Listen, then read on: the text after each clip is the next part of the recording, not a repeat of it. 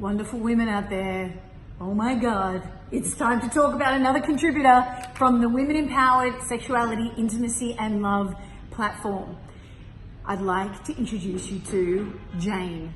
Jane Hardwick-Collins, who is a women's mysteries teacher. A women's mysteries teacher. Wow, I can't tell you this. I'm not exactly even sure what that is, but I'll tell you what I do know. She is incredible and her knowledge is out of this world. In my interview with Jane, we talked about so many incredible things. We talked about pregnancy and women. We talked about how giving birth is a sexual experience.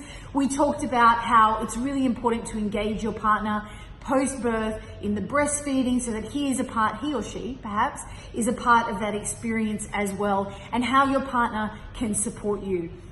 But we also have gone on to talk about the various different rites of passage for a woman. So when she loses her virginity, when she's born, when she loses her virginity, when she has a baby, when she goes through menopause, all of these incredible rites of passage, what that means for a lady or a woman, what that can do for her, how every stage in that particular, every rite of passage is really, really important, and what those times in a woman's life mean. So passionate about this. It's so incredible.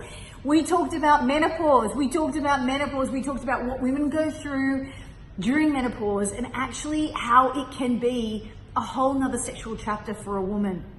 We also talked about how menopause can be, as Jane says, the mother of all wake-up calls, and it can be a time for a woman to really heal many of her sexual wounds.